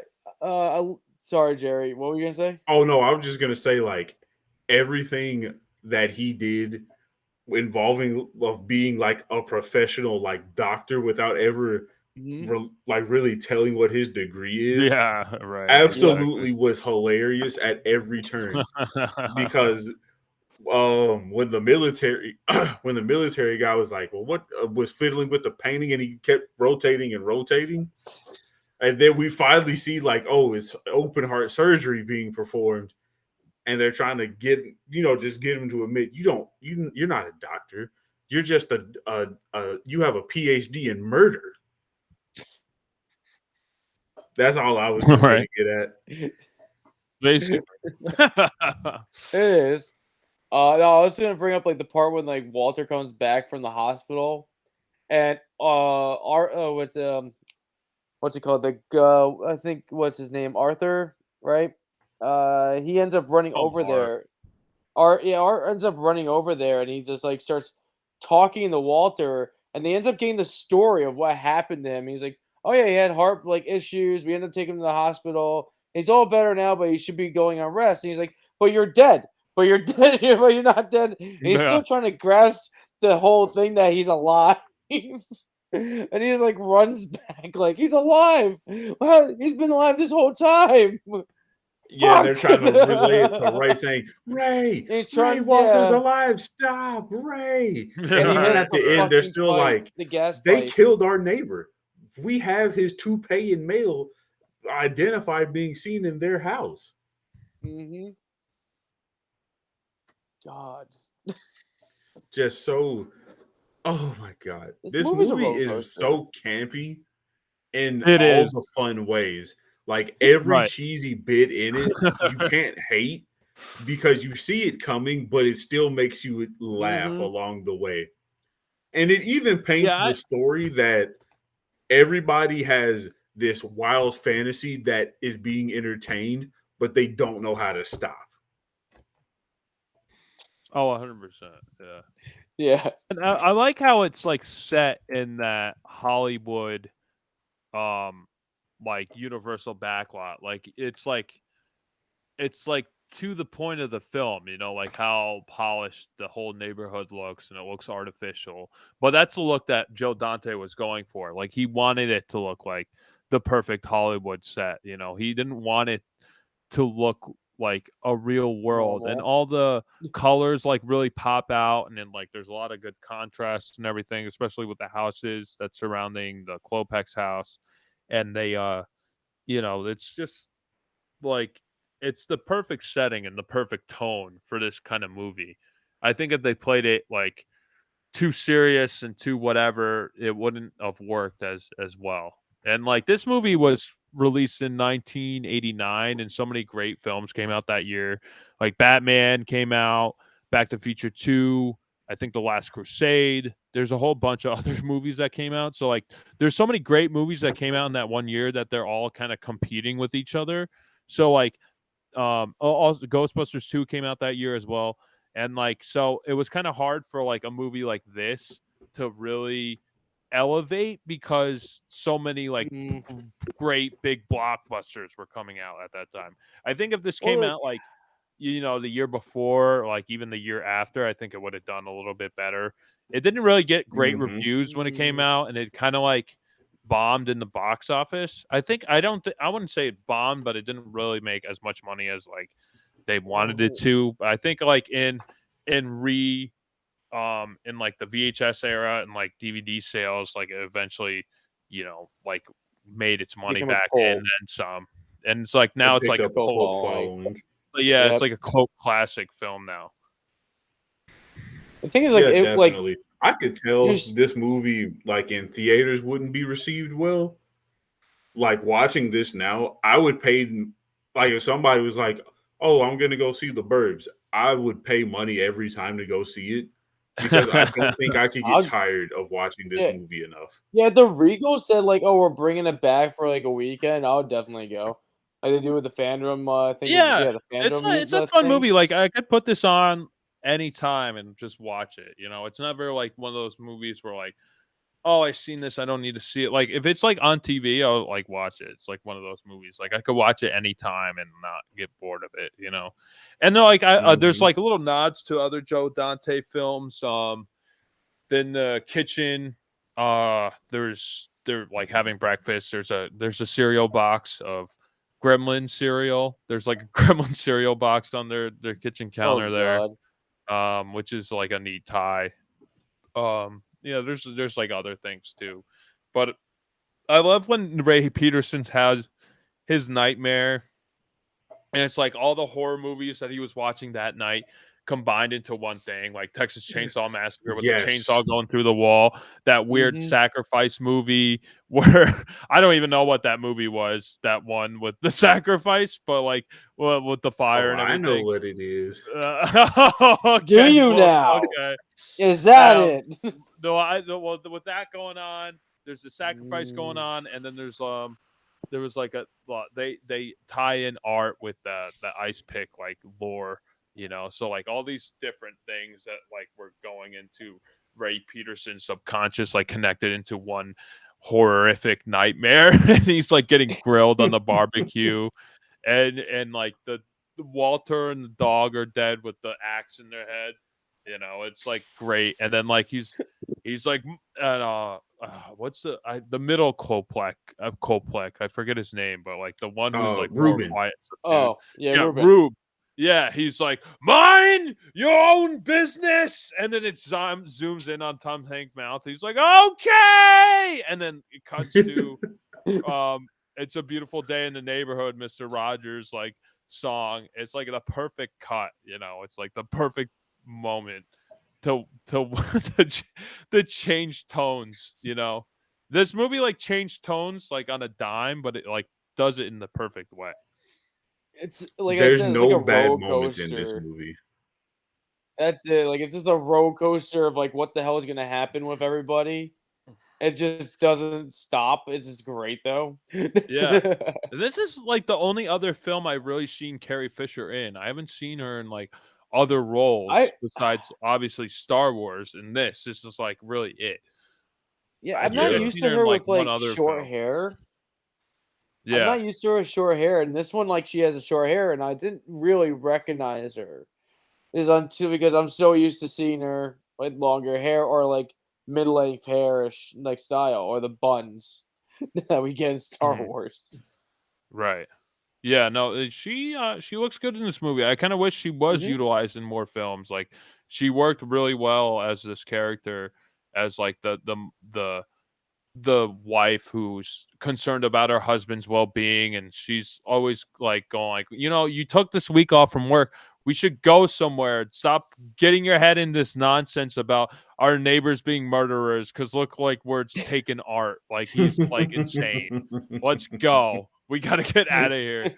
And then like eventually Tom Hanks is like, everything's fine, Carol, go out into go to the lake, go see your, the cousins and everything. Take our son, and then they go out and then they leave, and then that's when they give them the opportunity to like raid the Klopeks house and like have Rumsfield on the roof, like scoping the house out and cutting the power and God, all he's lucky. that nonsense going He's on. lucky He's he fucking didn't die. lucky. Yeah. Yeah. Yep. He was lucky that when he that gun falls off didn't the shoot roof? him. Yeah. when That scene Corey right there makes made him me just fall. go, ooh. Yeah. He shot his freaking car window, but Yeah. that's Hey, the best thing out of all it. Rumsfield! And then he like slides off the roof. Kapowie! Broken window. God. Yeah, and then like Corey Feldman is grabbing all Ricky Butler's grabbing all like his friends like to have a show basically. Mhm. And I like how he invites his girlfriend over. She's like, "Can't we just watch a movie?" He's like, "A movie?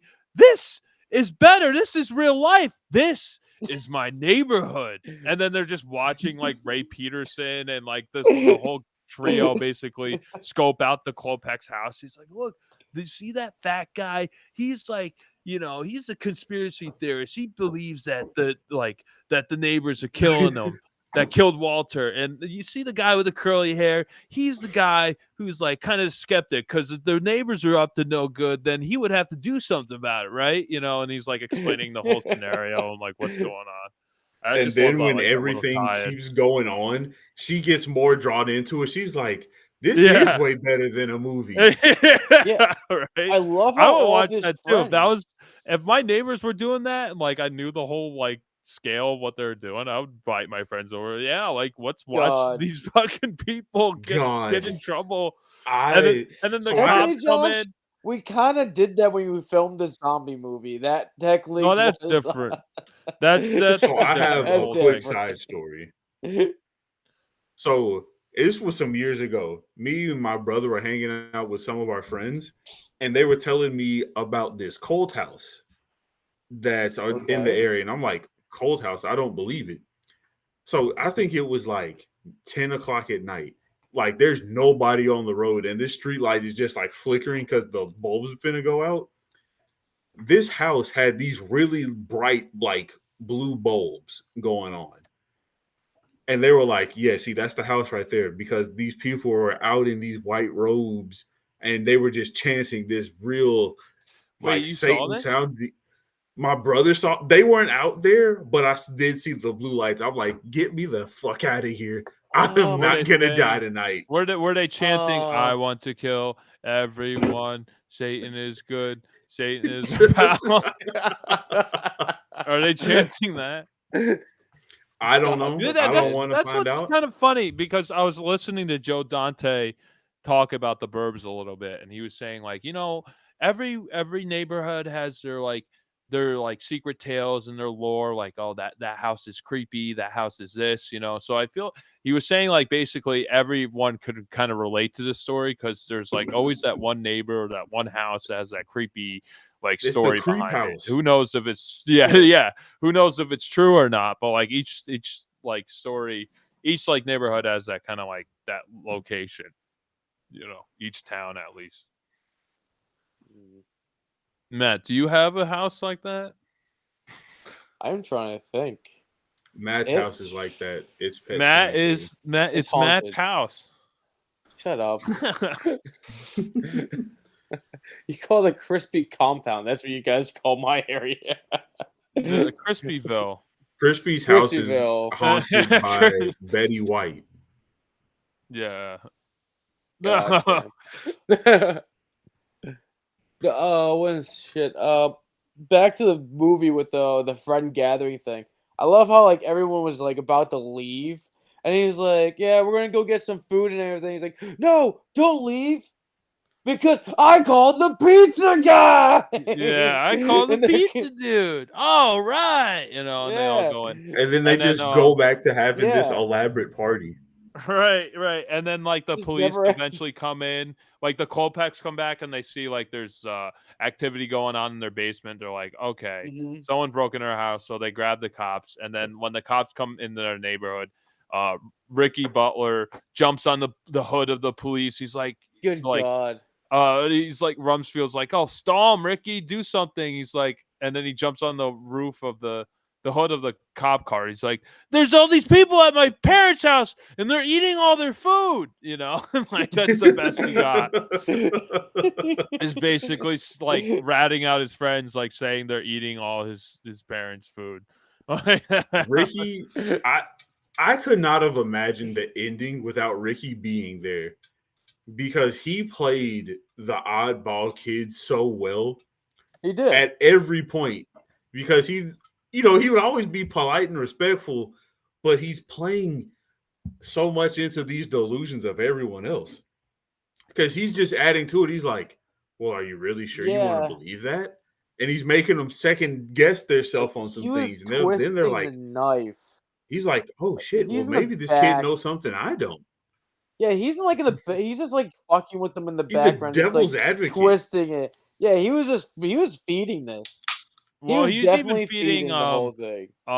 Ray Peterson's son, Dave Peterson. He's like telling him Yeah. about, you know, basically the Klopeks and how they're grave diggers and all that stuff, you know, like he's like, oh, this Ricky Butler says this, you know. So like he's even feeding it into his mind, you know. Well, what are you And gonna like do? I He's like already doing this. He's already doing the labyrinth story. Why not add more Right. people into it? This freaking spiderweb of this. Yeah. Drag everybody along for the ride. What? Carrie Fisher joined once she finally made it into the Klopeks house. She was like, okay, yeah, there is something kind of wrong with these people. You weren't 100% right, but you're not 100% wrong either. Right. Yeah, that whole blow up at the end. I think they filmed that scene twice. There's an alternate ending where there's like a little bit of differences between the two. It's not like too much different, but like the one that's in the film is a lot better. It's just like the character dynamics and kind of like how the line reading is a little different from the alternate ending, but the ending that's in the film is a lot better. And like I like how like they're basically the news is coming in and Art's like relishing in it. He's like, "Yeah, we're right. You know, we got the news. We're gonna be on television. Where are you going?" And Ray's like, "I'm fucking done. I blew up. I need to get the fuck out of here." You know, It was just, and he's like, "What are you doing? This is gonna be on national television." And Art's house is on fire with the ambulance crashes through it, and then Rumsfield's like, "Art, your house is on fire, and your wife is home. My wife's home.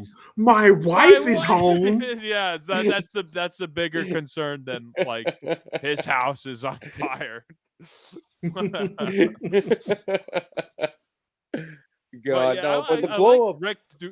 Rick Ducommun, like he did really great as Art in this movie. I think this like the cast is perfect, like pitch perfect. I would not change a single person. No, everybody played off everyone's just acting energy so well that I don't think that chemistry would have worked with anyone else if they would recast.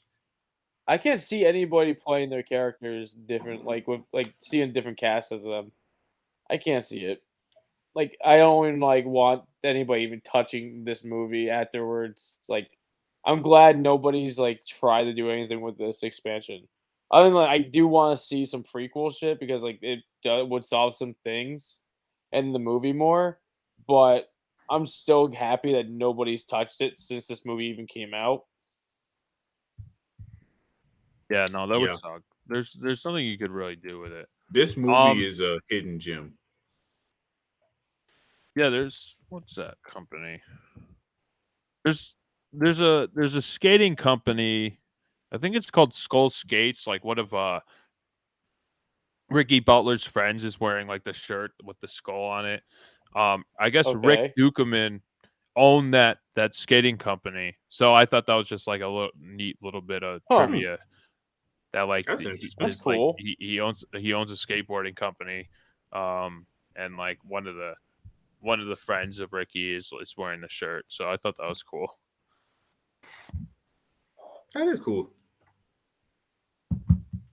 So you guys have any final thoughts or anything you want to add to the Burbs before we get into final ratings? I'll go ahead and give my final thoughts and review. This whenever I see Tom Hanks in a movie, it makes me appreciate him so much more as an actor. Because I don't hate Tom Hanks. Like everything he's ever been in, I love it to pieces. And he's a really well-rounded actor, especially in a scenario like this where he knows that the movie's supposed to be goofy, and he's just putting so much of himself in it by like letting all the frustrations and buildup get to him. Especially the one scene in mind that I can think of is when he's in the lawn chair and he's just throwing a little tantrum like a kid who's not Yes. getting their way. Yep. That just He's I had to pause crushing the the film cans. because I was just laughing too much. I could not focus. That's And awesome. then All of his They I blow-ups kind of are wish just- that great. I got to watch this for the first time, like now. Like that would be pretty fun, you know. yeah, like I'm this glad you is had that so experience. like I said, everything about this movie is just it's campy, but it's not campy like overbearing. This No, movie it's like the is in perfect tone. essence the perfect mix of nosy neighbor and correct Yeah. suspicions on somebody. Right. And yeah. how hard they Yes. fluctuate with each other. It's like Crispy said, the whole thing's a roller coaster. You're just ups and downs, like laughing. Then you're like, oh shit, what the hell are they doing? Because I thought they might be a part of some crazy cult when they were outside grave digging. And then the moment where Art goes to the power line, cuts the cable, and should be dead. He should be dead. I don't care how Hollywood it movie- is. He should be dead. Movie. It's a movie. But this just honestly, there's not one bad scene in this movie, in my opinion. I would show this to everyone, and I don't think anyone could hate it. Because you're gonna get a laugh because Yeah. it's so ridiculous. And as far as a rating, I'm gonna give this an extremely solid 9. Like the camera work, fantastic. Camera The work. score, I mean, I made the score. It's perfect. Everything I'm in has been perfect. God damn it. Look at God King of damn Comedy. it. Perfect. I'm a puppeteer in the Muppets, and I'm a American composer. This is what more could you ask for? God damn it. And this movie also just made me feel really good because I was in like a Carrie Fisher mindset thinking about the old Star Wars films. And I'm like, man, I wish I could have seen Carrie Fisher and, a couple of other mediums outside of that. And seeing her do this is like, you're seeing her as a housewife, and you could tell that it's driving her nuts. Yeah, I Everything think she just does really well with perfect. the role too. I think everyone does really well with the roles. Like I said, I think it's perfectly cast. Yeah. Crispy, you want to go? Yeah, I'll go. I'm gonna actually do the same thing with you. Like, I do agree with you with this whole of what you just said. I am gonna give it also a 9.5, because it's pretty good. This is not like, I am shocked it didn't do as well in theaters. Like, it doesn't feel like you shouldn't have an issue watching this movie. It just like Josh did say, like the movies it was going up during that year is like, I get it somewhere in the category of what this is, but you did have Ghostbusters 2 and Back to the Futures 2, and they fit that kind of same vibe of this movie and in their own little ways. So I can see You mean like the how it tone? didn't like the tone, yeah. Like it's I the could see tone more of it, like Ghostbusters 2 than Back to the Future 2. But yeah. like it's all like, but it's like the Back to the Future 2 is like kind of based well, it's in the future, but like it came back. It was well, fuck it. But anyway, like it had to go against those two movies that people are more like hyped for, probably, other than just be like, well, it's this random movie. I get it, Yeah. because they had the other two movies had a follow-up movie. I mean, the first movies beforehand. Yeah, and they had But Batman. Like they had a lot of big movies. They had a lot So, of important titles drop that but around that same time. I am glad that it did. Well, I'm not sure if it tried to be a dick, but it did flop and became a cult classic because a lot of good movies become cult. Like a lot of these movies become cult classics, and they end up being really great, and we get like a lot of fan base for them. So, and it was kind of neat, like Jerry said, like seeing Carrie Fisher be something else in just Star Wars. It's like we did discuss. We haven't, like, I haven't seen that much of her in anything else other than Star Wars. I can't really probably name another Carrie Fisher movie that she's in, other than if I go to was it IDB, what the fuck it is? Wikipedia. That IMDb. too. Thank Yeah, you. apparently she's in like some movie called Amazon Women on the Moon, which I seen a very long What time the ago, and it was hell very is weird. that? It was a very weird movie, and I think I was way too young to watch it because there was a lot of boobies. Oh no. But like Yeah, but this movie, like the vibe, like with the characters, you could probably put you and your friends into these characters. That's the nice thing about it. Like each character, you can yeah, like that's slap true. a friend into each and one of them. Right. Definitely, I'm not gonna lie. For the military guy is definitely our friend Dennis, Yep. and I can see him being him. And then like, I, I'm not. Yeah, Josh could be Tom Hanks. I don't know who really fit the freaking art part. I really don't That know. would be that would be you. Yeah, okay. It would be Because Crispy. I can You see know who would multiple be Art? people. It'd be Corey Who? Bamba. Oh, don't no. We can leave that one alone. We can leave that one alone. No, like, well, I don't know. In our friend group, I can see a few other people being Art, but whatever. All right, I'll take the part. I'll take the role as Art. Yeah, I can see it. The part that makes I me can- think Crispy would be Art is when he's like, "My wife is home," and just Yeah, yeah, yeah.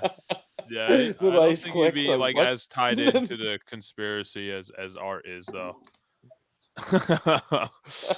I could see, speaking of Rick Ducommun again, I could see him actually playing um Ray Stantz in Ghostbusters. Him and Dan Aykroyd.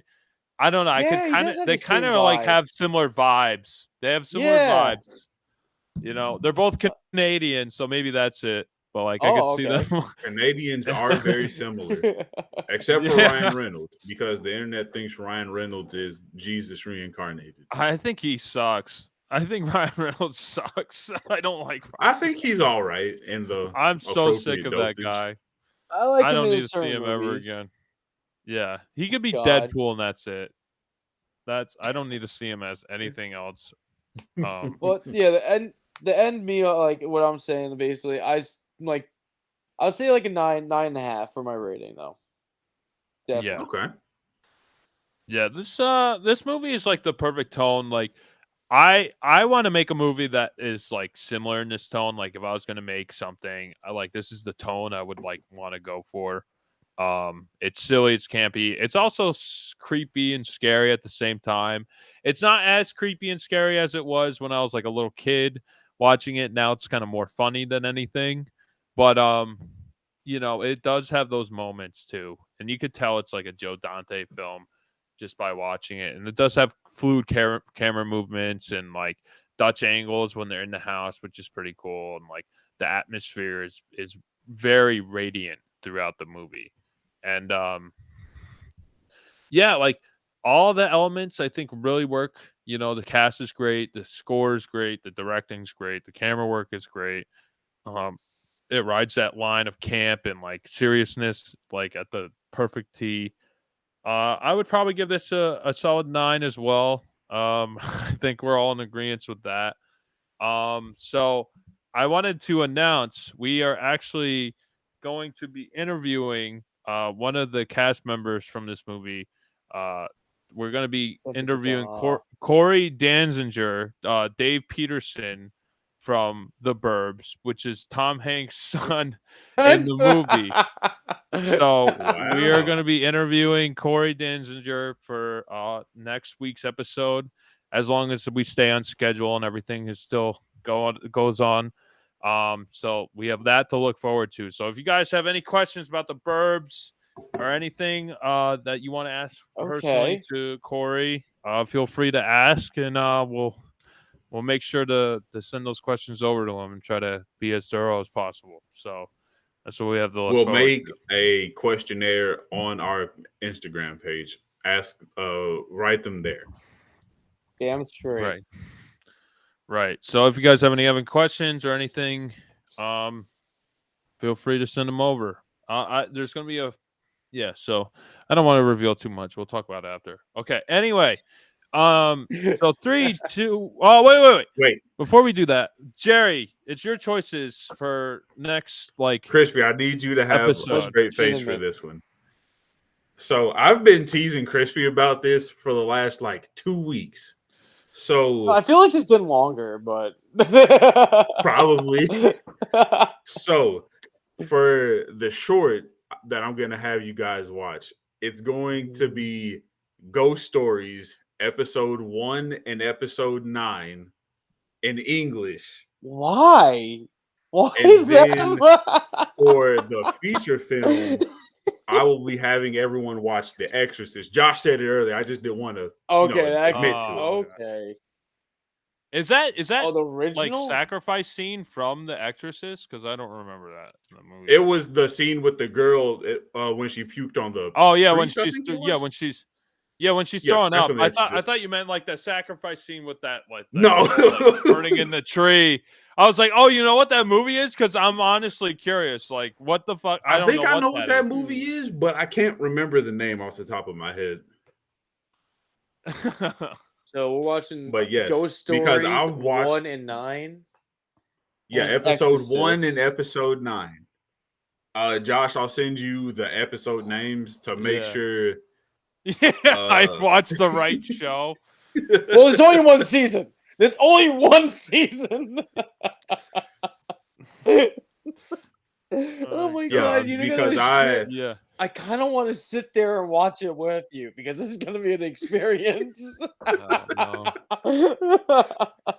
Well, we could plan something if we want. Okay, we're gonna do a watch. So we can make Josh watch this The Exorcist when I was a kid, and I've been scared of it. So I'm gonna use you two as a scapegoat, as a reason to conquer my fear of it. No, the Exorcist would be a good movie. I haven't seen it since I was in high school. So it would be nice. I watched it in elementary. In a different view. Yeah. Oh yeah, I would be fucked up in elementary school watching it. I watched it in high school. I don't want to reveal too much about my experience with it. I guess I'll save that for the next episode. But I was the same.